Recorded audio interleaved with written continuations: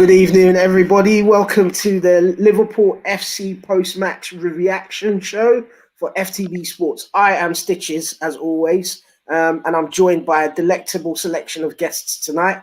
As always, I've got my well and capable wingmen with me.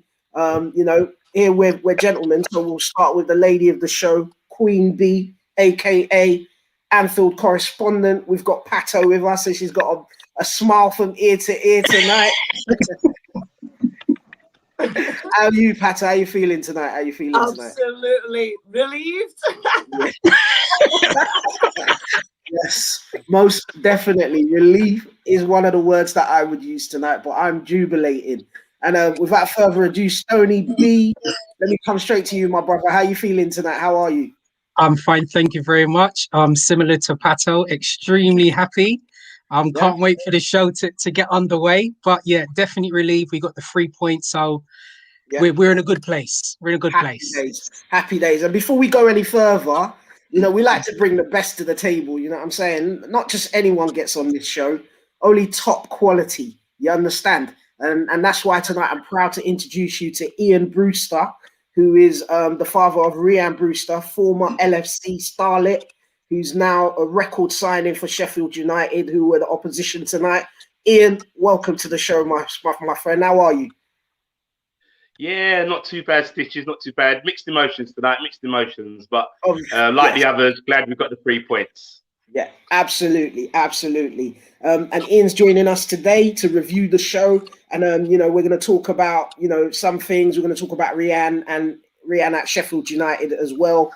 But before we get into that, guys, we got the monkey off our backs. We got the monkey off our backs. It was a great game to watch. Lots of attacking intent from our team today. Young Curtis was an absolute revelation today. Before we get into the bones and things, I just want to go around and just get everyone's reaction. Rhian, you being the guest, we're going to give you the honor of going first. How did you feel about the game? How did you feel it went? What were your thoughts as the game was unfolding? And what were your thoughts at the end, at the final whistle? To be fair, I was getting a little bit worried after the first half, after the amount of chances that we were creating. And Ramsey at that point was having a worldie. And I was beginning to think, I hope he doesn't come. Yeah. And I was beginning to think, I hope he doesn't come back and haunt us.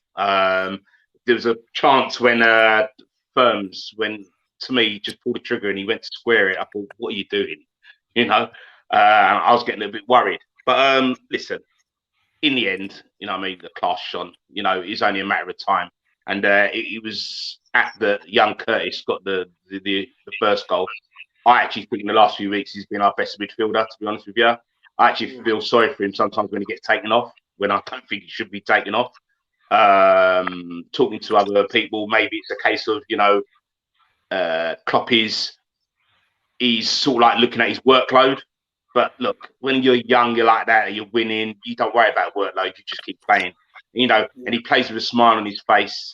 And I just think he's absolutely superb. He's getting to the point where, he's one of the first 11 you put on the sheet.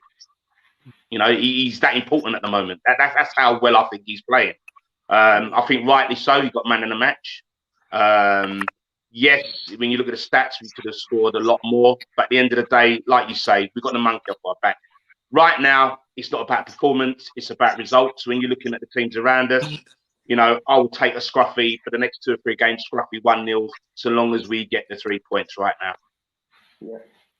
Spot on. Well, you mentioned something there. You talk about the stats of the game. We'll be having a look at those in a minute.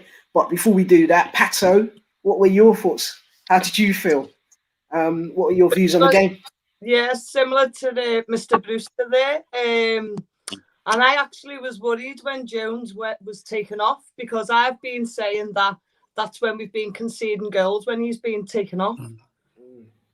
So yeah, I did worry, but we kept it together. We should have had more goals. Ramsdale was absolutely on fire, wasn't he? He was trying to get another clean sheet, wasn't he? Cat with 9 lives, wasn't he? Yeah. But it was unbelievable.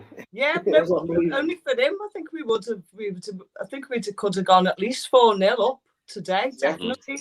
I thought we were very determined. You could see the determination in the players, and we seemed to change. Did you notice the play? I thought the players. Yeah, we did change shape. We're going to talk about that as well. Yeah, and they moved. They were going more forwards, weren't they? Playing more further up the field. I thought, which was better. They've obviously been told that, and I think that's what they've been working on, haven't they? Working on that shape. Yeah. But I'd say what though, it worked. But yeah, I did see. I thought they were very determined and absolutely happy with how they've played today. Really, really good. And do you know what? I can't even take it away from Sheffield United. They put up a fight. We expected a fight, and they put up a fight. I thought, they faded towards the end, but give them they weren't. They didn't lie down and let us just give them their dues. Give them their dues. I think Bobby still thinks he scored that goal. Well, I've seen Klopp's interview. Klopp basically said, "We don't care what the stats say. We don't care what the dubious goals panel say. We're giving it to Bobby." That was Bobby. He made it himself. I wonder if he cares though that he squared that ball out in front of the goal. Look, I don't know why. Patto, because he's low in confidence. He's low in confidence. Well, he just had a one. He just had a one-on-one, which he should have scored, and he didn't. And then that chance came, and it's one of those ones where if he was full of confidence, he probably does a cheeky no-look finish. But he thinks it over the keeper. He did have shots. He didn't stop that goal. Yeah, but I just feel like it's one of those when the player's low in confidence, they do things out of character. We've had situations like that with Salah where he hasn't squared it, and everyone's just gone, "Oh, how greedy is he? How greedy is he?" But now we're advocating someone should shoot and they should shoot. Yeah. It's one of those things. He won the game. The only thing I can think, maybe he knew he couldn't move his feet quick enough to get it, and he thought that who was it he was going to pass it to? Was it Mane? It was Mane in the centre of the goal. Maybe he thought Mane was in a better position than him. I think there's been something. I'm not fully going to criticise him. We won. We won, as Bob said, mind stats. We won. We did win. Stoney B, let me come to you, my brother. What are your views on it? Our views, I think anybody watching now can also tune back into our preview show. I think we asked for a few things. We asked for a win. We asked for no injuries. Yes. And so no injuries. We asked for a good performance. And I asked for Curtis Jones to be man of the match. So listen, I'm elated. You got a full house. I'm absolutely elated. Did you also predict it would be 2-0, if I recall correctly? No. I think I said 3-1. Yeah, I said 3-1. Yeah. Yeah, I thought 3-1. Okay. Well, you can't have everything. You can't have everything. No, exactly. Yeah. Very happy. But you'll take that. Okay, fantastic. Look, I'm in unison with all of you. My views on the game. I wasn't as nervous as everyone else was. I wasn't. They had a couple of chances. That still makes me nervous, but I've come to terms with the fact that while he's learning and he's developing, he's gonna make me nervous. And we're playing, Phillips next to him, and I love Phillips. I love him, but I know that he's lacking in pace. There was a situation when Ollie Burke just kind of spun him, ran down the line, cut past him, and it was a very dangerous situation. I think he tried to shoot or cross or something in between, but that was danger.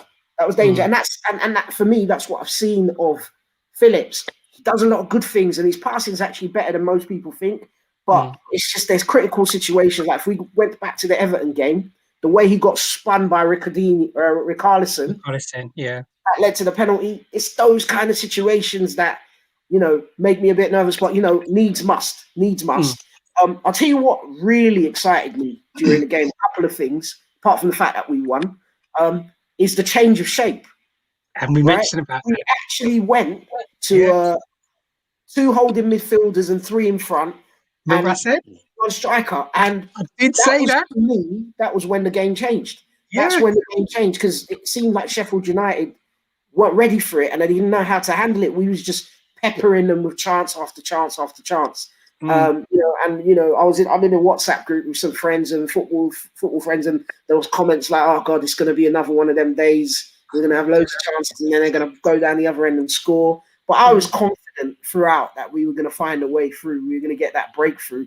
The second thing that excited me was seeing Naby Keita back on the pitch. I knew you were going to say that. Naby Keita coming on, was it the 79th, 78th minute or something? Yeah. Getting 10 minutes under his belt and looking like Rolls Royce. Yeah. Just casually just stroking it around, pitching it up, little 1-2s, tried a couple of through balls. I was like, we've been missing this. We've been missing this. All right, it's fantastic. Right, we're going to look at the tail of the tape in a second. But before we do, I just want to welcome all our viewers, everyone that's logged in across all the social media platforms, tuning in. Thank you very much. We appreciate all of you. Please like, subscribe, and share. And if you subscribe, please hit the bell so you get the notifications. Right. And before we kind of look at the tape, let's take a few questions that have come in, or a few comments. We've got regular viewer Zacchaeus Forbes. Welcome back to Winning Ways LFC. It's hard for any team to contain you when you're buzzing like that. Question: is Champions League your best realistic trophy this season? Personally, I would say yes. Well, we're not going to win the league. Let's be realistic. I'm not bothered about League Cup or FA Cup. I know that might upset some people, but I'm not. And we're not in them anymore anyway. So for me, it's all about the Champions League and trying to make that top four.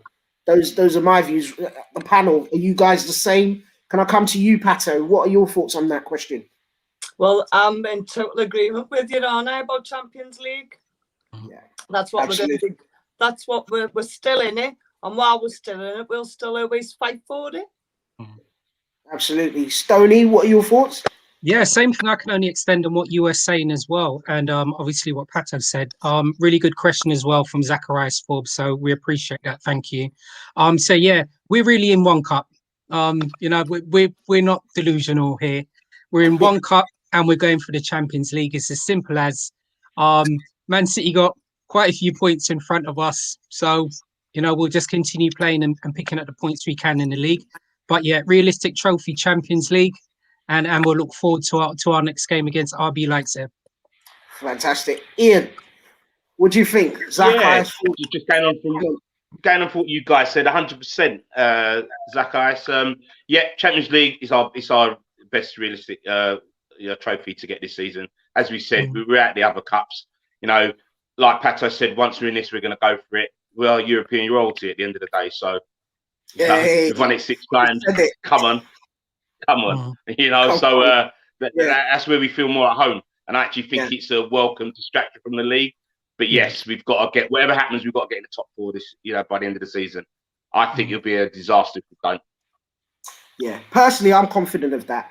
I know a lot of people aren't, but I'm confident of that. I think there's plenty of games. Players are starting to come back from injury now. We've got Jota the shotter about to come back. We've got Fabinho in the wings ready to come back. Milner's just come back today, had some minutes. Naby's back. Obviously, the position we need players back in is centre back. And I don't know, man. I don't want to hope too much, but I'm seeing videos of Van Dijk doing things that I don't expect him to be doing at this stage. So there might be an outside chance. I'm hearing rumours that we're keeping the powder dry, and if it gets to the latter stages of the Champions League and we need our big guns, he might get drafted in. So I'm excited about how things are going. I like, Brew, that you mentioned that European royalty, because the guys will vouch for the fact that I mention it every week. Don't test my team in the Champions League. Right? Thank you. We live there. We live there. Right? We are European royalty, and that's our backyard. So you can't write us off. You can't write us off. Right. Next comment on here. Stoney said it. Curtis as Danger Man today. Good game to bounce off and get momentum. Yes, absolutely. We talked on that. We've got Lee Shane, thank you very much for joining us, sir. Bobby worked his nuts off. Jones looks like he belongs. Kabak was solid and is growing. Trent looking like Trent again. Smile, we won. Happy days, LFC. Can I just add something there? Go for it. Can I just add something there? That he said about Kabak was solid. Yes, he is. But do you know what? There's a few times today they were showing his positional play. And it worries me against the top team could get found out. Like if he does some of the stuff he did today against Chelsea, we'll be in trouble. You know? So yes, he looks solid, but he worries me a little bit on his positional play. Tends to ball watch a bit. Yeah, I think it's thanks very much, Lee Shane, for those comments as well. I just want to add that Lee Shane is actually a Liverpool supporter as well. Lives, breathes, and eats Liverpool. So thank you very much, Lee Shane, for joining in for the comments today. Similar to you as well, Ian, about Kabak. I think, like anything else, that's going to be a work in progress. I think for me, I'm thinking if we weren't in a situation we were with the injuries that we've had to our defense, maybe he would still have been brought in, but he probably would have been focusing more on like our under 23s or academy levels. So I think he's going to be getting game time. He's going to be training with the first team. He's going to be understanding how we play as a first team as well. And it's just going to make him stronger as well for us. But I agree with you. He does have a little hash in him. And funny enough, this was actually the first game he's played for us where he didn't actually pick up a yellow card. If you look back all the other games he's played for us, he's been picking up yellow cards. So, but we still got a lot of confidence in him as well. And yeah, well, he's still a good addition for us. Yeah, I think, look, we've got to remember this kid's 20 years old. Yeah. You know what I'm saying? We still see some of those same mistakes from Gomez, and he's considered to be one of the best, you know, and he's quite a young centre-back himself. I'm absolutely right. I think he's got the raw materials. He's got the speed. He's, timing in challenges, apart from all the yellow cards, it's not too bad. My concerns is ball over the top or into the channels. He seems to ball watch a little bit and get caught on his back heel, and that is a concern, but I think that's stuff you work out in the training field. And this is part of the problem when you have to just rush someone into a system and play them so early, especially at such a young age with no experienced centre-back next to him to guide him through the game. So, I think, look, he's a work in progress. He will come good. I'm confident of it. Before we go any further and we take any more questions, we appreciate everyone listening. Keep the questions coming in. And, welcome all our regular viewers. Alan, welcome to the show. We see you there. Before we go on, I just wanted to share the stats from today's game.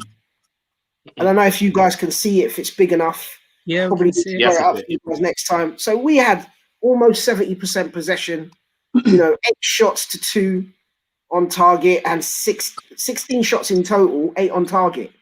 That's quite, we're getting back to the numbers. Normally with Liverpool games, we're in the 20s for shots on target, especially against deep lying teams. So that looks good. Our passing numbers are good. Look, the tail of the tape, it meets what the eye test is. Normally people watch the game and, sometimes the stats don't match up. But the tail of the tape is showing us that it was absolute domination, which is par for the course. Does anyone view it any differently? No. There was a domination. There was still a few scary points. I think it's probably been a long time where I've probably seen, and we're probably going back to Rory Delap, probably a long time where I've seen an outfield player actually have such consistency with their throwing. Ampadu surprised me today with those long throws. It was Ampadu probably gave me a little bit of worries with those long throws. But other than that, I felt similar to you, we were in complete control throughout the game. First half, he said we probably could add the 2 goals up. But other than that, it was a good performance. Good. Another comment here saying Kabak needs to take the weight off his shoulders and enjoy his football. And I think he's been improving game by game. Thank you for that, Alan. I think, we just covered off most of that. And I think we're all in agreement with you. And got a comment here saying Klopp will revert to Fab and Kabak against Chelsea. We'll probably cover that in the follow-up show when we do our preview of the Liverpool-Chelsea match. So we'll be taking those questions. So don't forget to tune in and subscribe and hit the bell because you'll get a notification when that is. We've got a user on Facebook, unknown. Do we need a striker? Interesting question. Patto, can I come to you on this? Do you think LFC needs a striker? Well, that's so good. I think we still need to get another striker, definitely. Yeah. Because, look at the goals we should have got today. And all right, we've praised their goalkeeper, Ramsdale, but Yeah. Some of those, I still think we're lacking the finishing touches, aren't we? Mm. So yeah, and not look at as we discussed regarding the ages. Yeah. You know, and people coming out of contract and getting to the end of their contract. We need, definitely need a forward. We need a few players. We need fresh blood. We need money, Mister.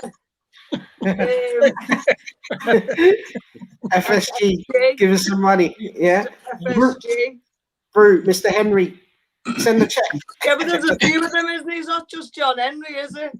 Yeah. No, there are a few. It's a whole panel. Mr. Fenway Group. Fenway Group, please. In fact, they're getting a little deal soon. They're coming into a bit of money, I believe, aren't they? Let's hope it goes through, because there was a deal in the works last time and then it fell through. So let's hope this one goes through. It seems quite lucrative for the club. But again, I warn caution, because it doesn't necessarily guarantee money to LFC as a club. It's buying into the FSG franchise, which we know is beyond just Liverpool. So let's see how that pans out. Ian, what's your thoughts on that? Do you think we need a striker? 100%. It's a shame, as you know, we lost Jota at the time because he was firing on all cylinders. I always believe we need a plan B sometimes. Look, you know, looking at the stats, the front three, they've hardly missed a game over the last 2 or 3 seasons.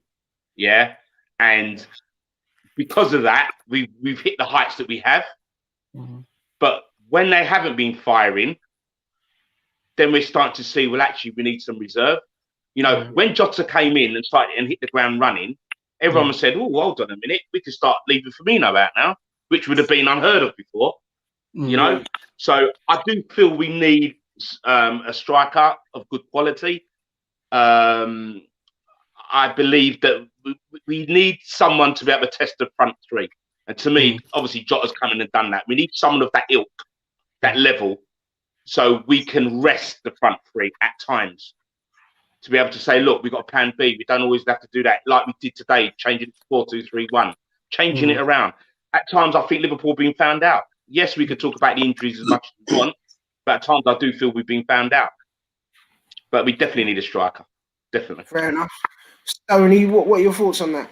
Yeah, 100% as well. I'd thoroughly agree with that as well. And I think what it will allow us to do is, even if we don't always play with the 3 up front, we can then play with the 2, or we can then play with the 1. Our squad and our manager and our coaching staff and our players, you know, we can all adapt to any formation that's given to us. So I 100% agree that we do need a high level striker as well. I'm not talking about somebody, and I say this in a respectful way, I'm not saying anybody that's, for me at the moment, I think there's too much of a gap between Salah, Mane and Bobby, and then the gap which is our next striker, which is Origi. There's too much of a gap in class. So whatever forward or whatever striker we bring in has to be on the same level as Firmino, Salah and Mane. So yeah, 100% we need a forward. Okay. Look, I agree with you guys. I think that obviously strength in depth is always a positive thing. But my concern has always been that it's a difficult task to bring in a striker. You talk about the gap between Origi and our main guys. To bring in someone who's willing to be a rotational player, that's the right quality that you need. It's really difficult. You know, it's a completely difficult thing to do.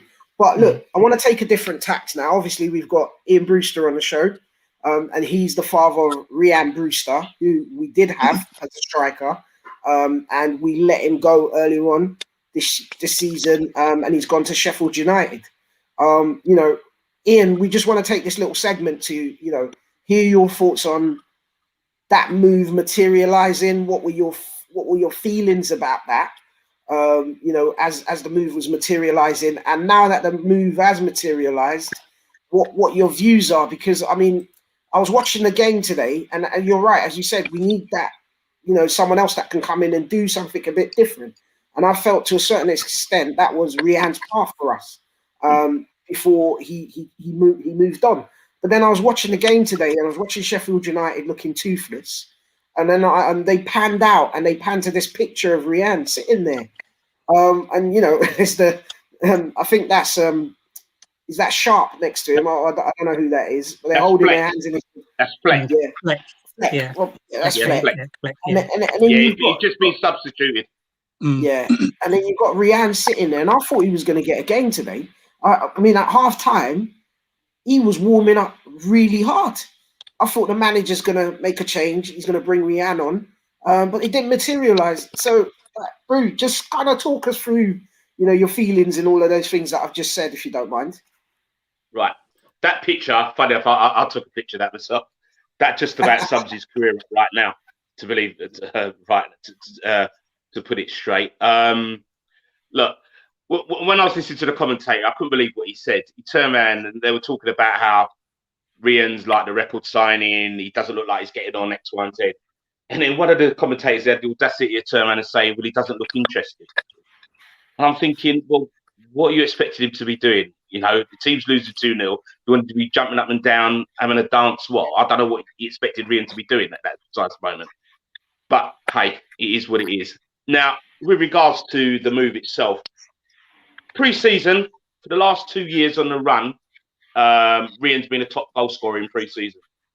And unfortunately got injured. We all know the history behind that. He then went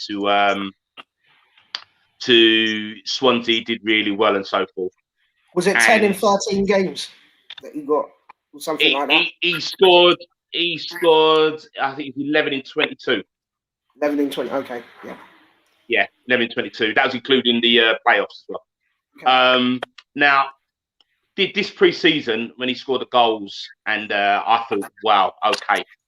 He's finding his feet, I think he's going to do something here. I remember the game against Salzburg, we were 2-0 down, he come on and scored 2 goals. And people talk about Rhian's career at Liverpool and how we didn't do much and X, Y, and Z. And I always throw a curveball to everyone when they talk about his career at Liverpool. I always turn around and say, how many times did he actually play with the actual main guys?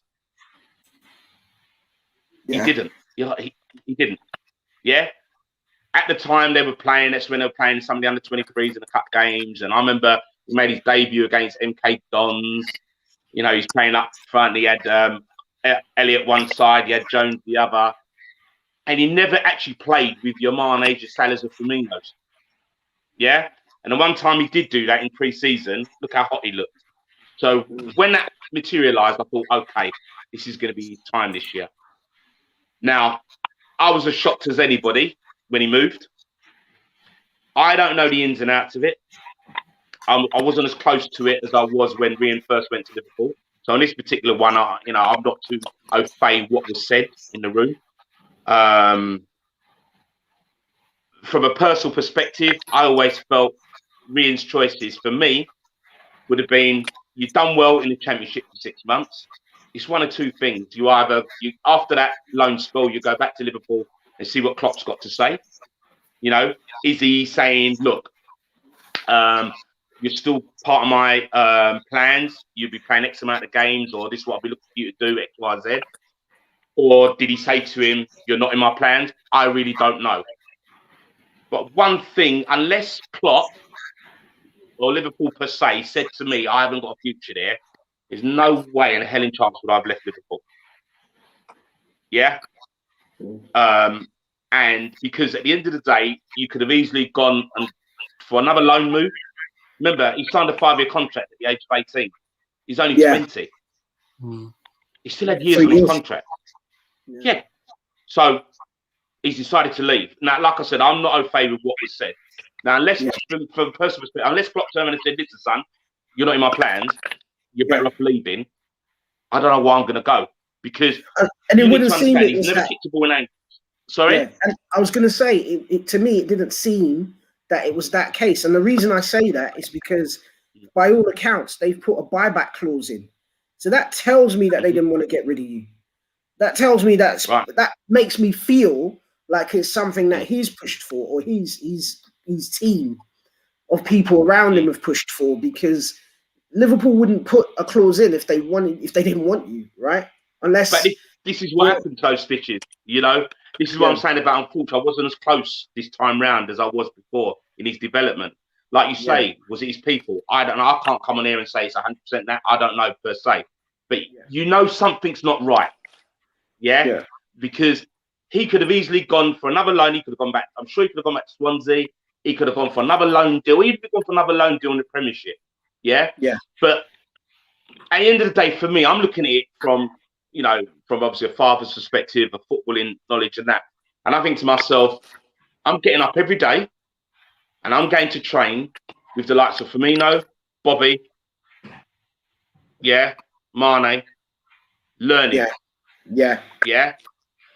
I'm getting up and I've gone to Sheffield United. And listen, I can't knock Sheffield United in the sense that they're giving my son a chance to ply his trade in the Premiership. So fair play to him and that.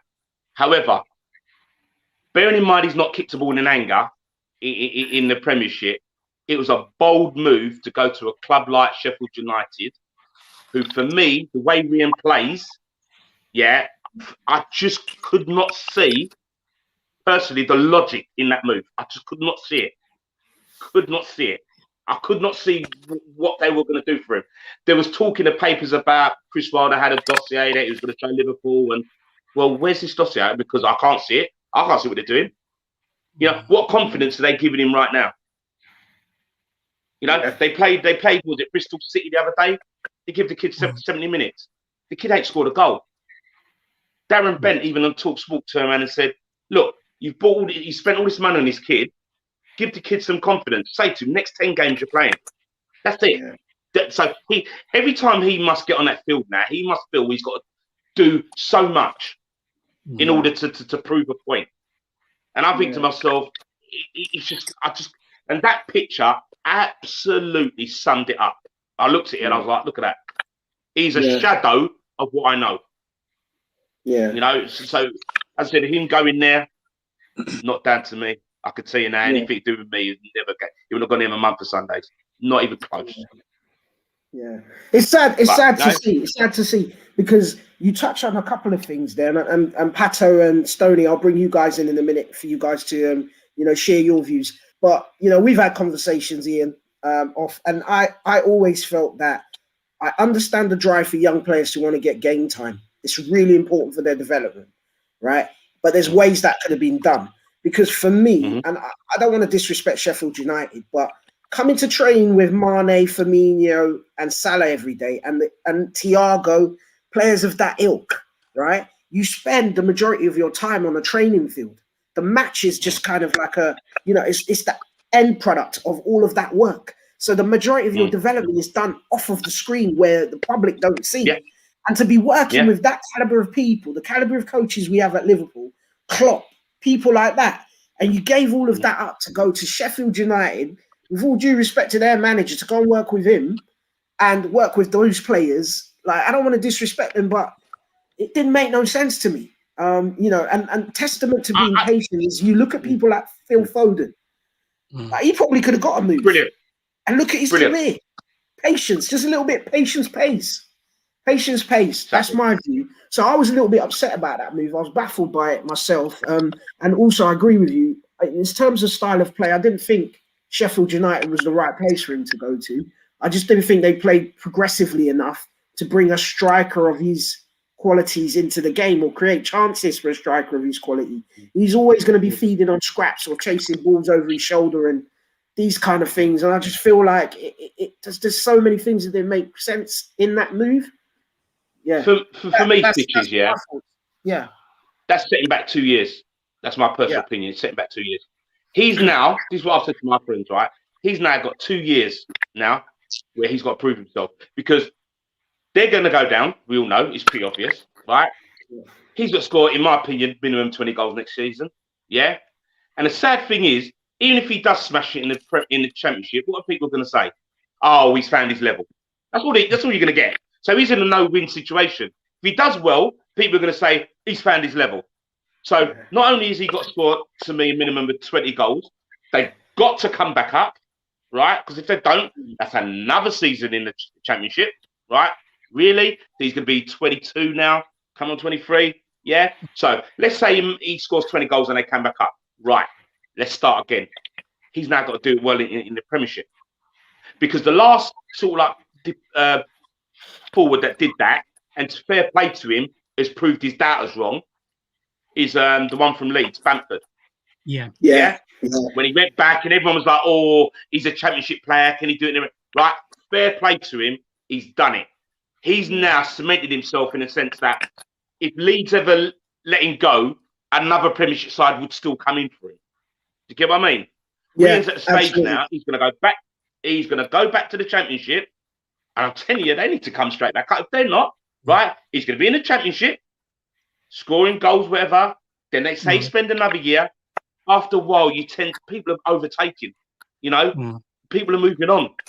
Yeah. But it's sad, but it is what it is. You know what I mean? So we got James Aspinall. James, thank you for being on the show and thank you for your support. He absolutely agrees with what you've just said, Ian. He says Rhian will prove himself with Sheffield United when they're relegated, and when he cuts his teeth, Liverpool have first refusal to get him back.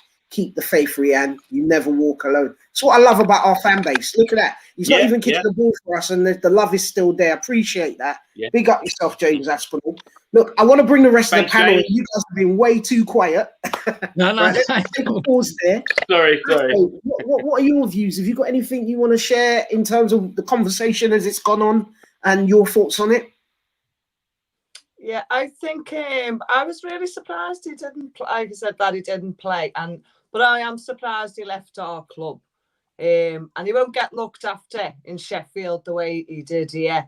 I actually know the family he stayed with when he went to Rainhill High School. Oh yeah. Oh yeah. You remember when he went to Rainhill High? Yeah. Yeah. Do you know who he stayed with? Yeah. Oh God, an older couple in it. The one that had what's his name? Had Raheem Sterling. Yeah. They had Raheem Sterling. I work with the daughter. I've got his name now. Dave, isn't it? Really? The Joneses, the Joneses. Yeah. So so and they look, does he get? He won't get. When I looked at that picture, my first thought was, I know what side he thought wished he was playing on. I reckon if he had to come on, he'd have gone on the wrong side, I reckon he would have. He would have, and imagine that. So maybe that's why they didn't put him on. Maybe that's why they didn't play him, because they knew where he'd have gone. But you know what? He'll do well. He will do well. I don't think he'll be staying at Sheffield. Yeah. He's not staying there. And as Stitcher said with the buyout clause, what's all that about? Do you know what I mean? Do they want him back at the club at some stage? Yeah. I think if he goes away and proves himself. As well, because you're saying that he didn't train with the other players, but he was, didn't he? He was on the bench. He did. Crystal Palace. Didn't he? Train with the men? Wouldn't he? I think what Ian was saying was that he didn't get an opportunity to actually play with the normal first team. Whenever we saw him get a match start, it's usually in a cup game or in Europe or something, and he was playing with reserves. He was playing with the other youngsters, and it would have been nice to see him get an opportunity playing in with the first team. Because then he might have taken chances. It's a better quality of pass that he might receive. Better chances created for him, and he'd be getting an opportunity to shine. I think that's what Ian was alluding to. But also, he's only 22, isn't he? 20. He's 20 at the moment. He's still only 20. Yeah. So he could be coming back, because we do need the younger generation to be coming to our team. So you never know. But he's not staying at Sheffield United, I can assure you that. Yeah, well, let's hope so for his case. Stoney, what do you think, mate? What are your thoughts? My intently. Definitely, I think my thoughts on it are quite mixed, really. Right, so I look at it like this, right? So, and I'm speaking obviously as a Liverpool supporter, right? So we've got one of our young players who we've clearly seen him develop through the England stages, international stages. and we've obviously seen him develop through the academy stages at Liverpool. All right.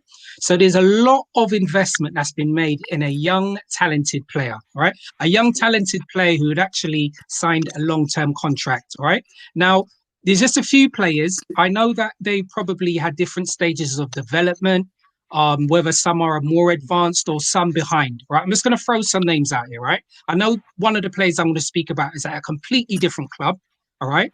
But then we look at the opportunity there and where they are now. So I'm just going to throw it out there, right? One example, Tammy Abraham, striker at Chelsea, different opportunities with offensive players in front of him. Went out on loan. I think he went out to quite a few clubs, actually. The last of which would have been Aston Villa, which would have been in a championship. Opportunity to play his trade, came back to the parent club. You can see what wonderful development he's doing there back at Chelsea. All right.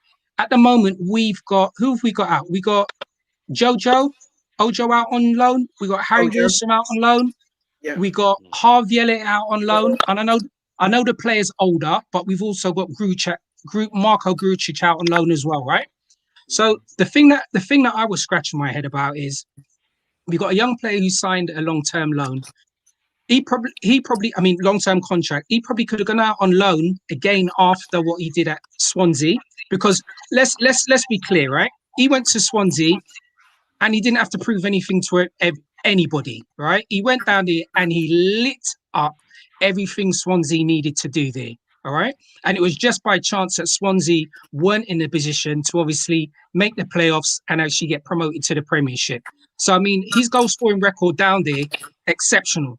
So, for me, I was just thinking in my own head, all right, he's come back to Liverpool. As you said, he signed a long-term loan. Go back out on loan again. Yeah. You know, go back out on loan, find a club that's going to suit you, go back out on loan, and then come back to Liverpool. But there's no need, I don't think, to have sold him. And look, we're at a position now, we're screaming. As we mentioned earlier, we're screaming for another striker. Yeah. He could have been that guy. We spoke about this. Yeah, I'm really scratching my head. He could have gone back out on loan, plowed out on a few teams, whether it was in, you know, the Premiership or the Championship. I think there was at one stage before Sheffield United came into him. I think Crystal Palace were looking about trying to do a loan deal with him as well. I may be incorrect, but I believe that was in the process as well. But that signing down at Sheffield United, I'm just scratching my head. Really am. I wish we had some Sheffield United supporters here which could have jumped and, you know, given us their insight here, but it makes no sense to me. Ian and I spoke about that, and I just felt that if he gave Liverpool one more season, given all our injuries and the nature of this season, he definitely would have got games. He definitely would have got games, in my opinion. But look, we must move on, because we could be talking about this. Sorry, Ian, have you got something to say? Go on. Yeah. Yeah. What's written on your screen now by Dynamic? Dynamic Productions. Yeah. Thank you for your comment, Dynamic Productions. Right. Beautiful. All I'm going to say is read between the lines. I rest my case. Yeah. So for the rest of our viewers, the comment by Dynamic Productions was, football agents aren't the most ethical people. Sometimes a transfer is more beneficial to them than it is to the player. Fingers crossed he can get his career back on track. Thank you very much for that comment. We've got some other comments here. Let's just run through them quickly before we go to the next segment. We're really flying through today. Really interesting show and great points made by Mr. Brewster about Rhian playing without first-team players. Thank you, Mr. B, for that. Zacchaeus Forbes has come back and said Rhian should do like Angel Gomez and go abroad. Most of the under-17s at world-class teams have great futures. His development has stalled, in my honest opinion, or humble opinion. The Championship won't suit him. Well, we thought that last season when he went on loan, he actually batted it up. So I think he just needs to be given an opportunity to play a run of games, and he's not getting that at the moment. That's my thoughts on that. Dynamic Production, again, Stitches. We could talk about patience, but a footballer's career is quite short. He was right to leave, but it should have been a loan move. Well, everyone's entitled to their opinion. You know, everyone's, and I respect that. Whilst we're talking about young players, there's one player I want to touch on today who had an absolute blinder. And I saw a stat somewhere that said that Curtis Jones for Liverpool is the number one midfielder under the age of 23 in Europe across all leagues with the best stats passing forwards. So with the best forward passing stats, it's quite a long-winded one, but I think his stats came in at 88% accuracy in forward passes. I know people like stats, schmats, not everyone's interested, but it just reflects what I've thought for a while, that Curtis is really growing in this team, and his impact is really starting to be noticed. Patto, what do you think about Curtis Jones? And what are your thoughts on it? And once we've gone round the panel, I'm going to play out his interview that he gave after the game today, just showing his level of maturity, really. What are your thoughts, Patto? Well, as I've said in the past, each game he's getting better and better, isn't he? He's more growing. He's growing more into his role and into his position. He knows what he needs to do. He's comfortable. His passing accuracy is, is as you said. But I just wish he'd be getting 90 minutes. I mean, he's only was it only the Champions League game he got 90 minutes? I believe so. But in Premier League, it's just not giving him 90 minutes, which I don't understand why. Yeah. Like I said, I worried when he came off today. I really worried. So, never think. Really, really good. So, happy. Yeah. What are your thoughts on that, Stoney? On the gentleman we're talking about, Curtis Jones? I think. Yeah, I think I've commented on numerous occasions that I think if everybody can probably look back at the last probably 5 to 10 shows that we've done, I've probably mentioned Curtis Jones in every single one of those shows as well. So I do think he's a highly rated young player as well. As you said, I know you're the stats man, which is fine. We're probably going to get some comments in here about the age and in regarding to his offensive passing. I have a feeling that I want to get some of my friends commenting about what Foden's done and also what about Jadon Sancho's done, if we're talking about over Europe. They're not in the top 5, mate. They're not in the top 5. I'll read out who is. No problem. You'll be quite surprised. All right. But yeah, in terms of that, as you said, as a Liverpool supporter, I'm really, really, really happy with Curtis's development. I'm happy with the amount of game time that he's currently getting, and he said it just holds himself as a young player and Liverpool in a good position as well. So I'm pleased with him. I said, look, I'm just glad that he's got his goal as well today. So I just feel blessed. Fantastic. Ian, just before I come to you, let me just read it out so people can see. Mm-hmm. So, we're talking about out of all the under 23 central midfielders in Europe, Curtis Jones has the most successful percentage of forward passes. It's 87.8% accurate, right? The list as it stands is number 1, Curtis Jones. Number 2, Maxim Lopez at Sassuolo. Number 3 is Frankie de Jong at Barcelona, right? Number 4 is Eduardo Camavinga. Get that pronunciation right. And number 5 on the list is Declan Rice at West Ham, surprisingly, right? So there is no, there is no. You mentioned, Jadon Sancho or Foden. Neither of them are in that. So it's really interesting, really interesting. So Ian, what are your thoughts on him? Because obviously, with watching Rhian come through the ranks and stuff, you probably might have had a bit more insight on Curtis than most people. Yeah, listen. For me, Curtis this year has been one bright spark that's come out of this season for Liverpool. Watching him close up, obviously, when I used to go and watch Rhian in the academy and that, always when I watched him, he had a good chemistry with Rhian. He always seemed to know the pass to play. And there was times he played the game and it was too easy for him. Do you know what I mean? He always needed to be playing up. And what I like about him, he plays with that smile on his face. And he plays like he's still in the park. Yeah. A lot of young players, when they get put with the first team, they forget what got them there. And they play the safe pass all the time. Do you know what I mean? He goes there, he will turn, and he will play that ball between the line. Yeah. And that's what I like about him. He's not afraid. And, you're watching him now against Leipzig and that, he's demanding the ball in tight areas. I'm thinking, that is superb. Superb. Do you know what I mean? I'm telling you, we've got a gem in our hands. I know people talk about, next generational talent. And all of that gets bandied about a lot. But this kid is class. And he never ceases to amaze me. Every game I watch him, like Patto said, right, he gets better and better, and he's growing into the role. One thing that I've noticed, and he's got better at every time, is work rate, his defensive work. Yeah. We can talk about the flair, but when you play for Klopp, you better do your defensive role as well. And he does that. And like I said, for me, in the last 2 or 3 games, in my opinion, he's been our best midfielder. And he should be playing 90 minutes. Yeah. I echo everything that you guys have just said there. The thing that stood out for me is his maturity at such a young age in terms of the way he plays the game.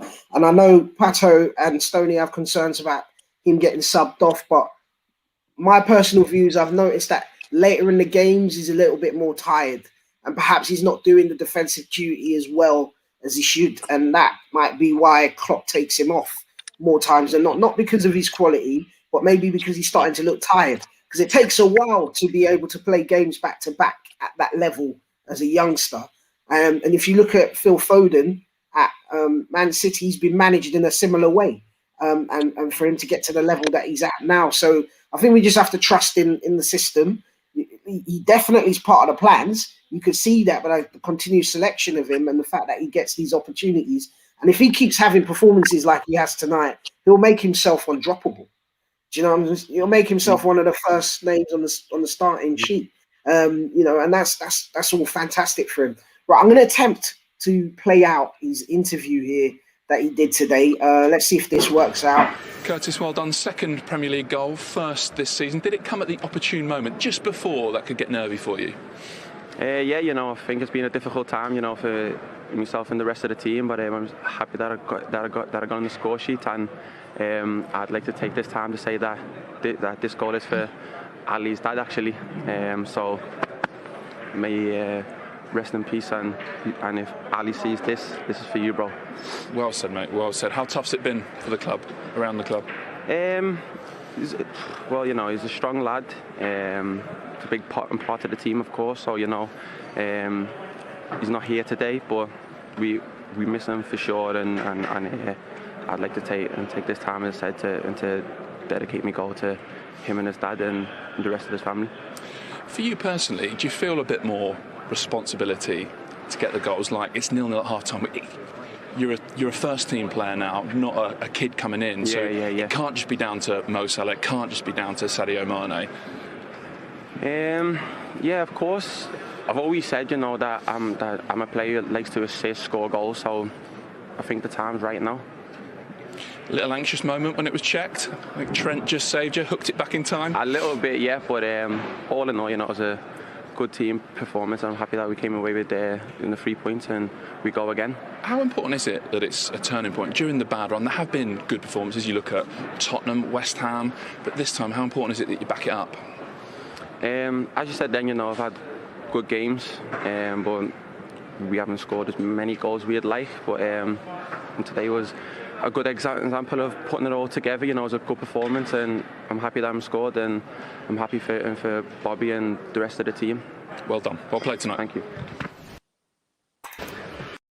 So, guys, what a mature, well-rounded interview by that young man. I think he's going places. Most definitely going places. So, look, we've talked around anything. Is there any other talking points that you guys want us to cover whilst we're on the show? Any other comments that you have as we do the sort of final wrap up? For me, no, Patto, you can go first. Sorry. Go, Patto. All I was just going to say was I was actually pleased with Mane could have gone down in the penalty box, and he didn't. That was a bad tackle. Did you see that? It was. I have to think about it. Barely come in with his leg and sort of chopped him, but he managed to, and he just carried on. How many players would have gone down? He won't get any credit for it, though. He won't get any credit for it. And you might say, and I actually like the way Mane played today as well. So I thought he stood out for me. But over to you, Stoney. Sorry, I do apologise for that, Patto. Okay, I forgive you. All right. For me, just to conclude on some positive moments from the fixture today. Obviously, seeing Milner return from the injury that we probably thought he may have been out for a longer period of time, so it was nice seeing him there. I know, Stitches, you speak quite highly of Naby Keita and what he can obviously bring towards our club as well. So it's lovely seeing him getting some game time today as well. Two other positive things as well. We had one of our academy goalies on the bench today, Liam Hughes, 19-year-old young Northern Ireland from our academy. He was there, and we had Jakob as well, another one of our academy goalies on there as well. So, even if they didn't get any game time, they would have had the opportunity to be with the first team, probably train with them as well and get some more minutes underneath their belt. So I thought those were another positive moments. And also the fact that we moved from the 4-3-3 to the 4-2-3-1 today. It's like Klopp tuned into our show. I'm convinced he tuned into our show. But those were some of the positive moments today anyway. So over to you, Ian. I was quite surprised Jota wasn't on the bench there. They said he was ill. He was ill. Oh, okay. Yeah, he's ill. Okay. Right, you guys haven't left me much to talk about. No, for me, just going back to Curtis's interview, there was a point where he said it's the time now. Everyone talks about goals. Well, I think it's time now. And I thought, wow, he's taking responsibility. Yeah. You need to remember that everyone talks about the front three not scoring goals and X, Y, and Z now. And we talk about the midfield. Our midfield, let's face it, since Steven Gerrard, don't score goals. Yeah, really. They are our industry. They're our cog. They work hard, give the ball to the front three and the wingers, the fullbacks. Yeah. Now, for me, just imagine now we've got young Curtis Jones. He's doing his thing, and he may start adding goals to his games. Right? We haven't had that type of midfielder for a while. Yeah. Do you know what I mean? See, for me, actually, Ian, on that point, so Naby started doing that. So I think if you saw Naby's stats before he got injured again, I think it was something like 7 goals in 9 games. Right? Okay. And so he was starting to contribute as well. And what I think I've seen with Curtis is that he's now going in that mold as well. So if we don't have a Naby popping up with goals, we've got Curtis who can contribute as well. And I just think it's fantastic. I just wanted to also talk about what Patto mentioned about Mane not going down. Right? Absolutely love it. Respect him for not going down and everything. But that defender got an unfair advantage because he ended up running off the ball off the pitch. So we didn't get anything out of it. He stayed up. Yes, we can applaud him and everyone can say fantastic. But until referees start giving penalties in situations like that, where the guy's clearly touched him, right? But he's tried to be honest, and they start giving penalties in those situations, you're going to have players diving. I don't advocate it, but that's the reason they dive, because he was touched. By all rights, he was touched. And if it was anywhere else, and the ref might blow up, but because it's in the penalty area, he's expected to stay on his feet, take these murderous tackles that come flying in and stuff all the time, and not do anything. So I agree with you to a certain extent, Patto, in terms of, enough respect to Mane for staying on his feet. But I just think that's just the state of the game at the moment. Like, referees aren't doing their jobs well enough, so people feel like they have to exaggerate things. And I reckon if they did, then there'd be less exaggeration in the game. Not saying there wouldn't be any, but there probably would be less. But on a positive note for me, I think I already said it at the top of the show, the switch to 4-2-3-1 was phenomenal. Good to see my team get a win again, and fantastic to see Naby Keita back on the pitch. And to know that we've got Jota, who I think was out with illness today. That's why he didn't play. I think someone mentioned appendicitis. So that might be the reason why he didn't get a game and he wasn't in the squad. But also we've got Chelsea on the horizon, and we've got a couple of big players coming back for that. So guys, look, it's been a fantastic show. We're just about to hit an hour. Thank you for everyone who stayed with us for the duration of the show. James Aspinall with a comment there. It was great to have no mistakes made by VAR or the ref. Bring on Chelsea. That is the exact sentiment for us to end the show on. Fantastic. Perfect. Thank you very much, James. Thank you to all our listeners. Thank you, Stoney. Thank you, Patto and Ian. Absolute pleasure to have you on the show. Thank you for sharing all of those insights on Rhian. No doubt we'll have you back on the show again at some point. Your comments are always welcome. I've been Stitches. I hope you've liked our shows. If you've got any comments, please make them. Like, subscribe, and share. And we'll see you on the other side. Thank you very much, everybody. And it's been brilliant. On that note, see you later. Bye.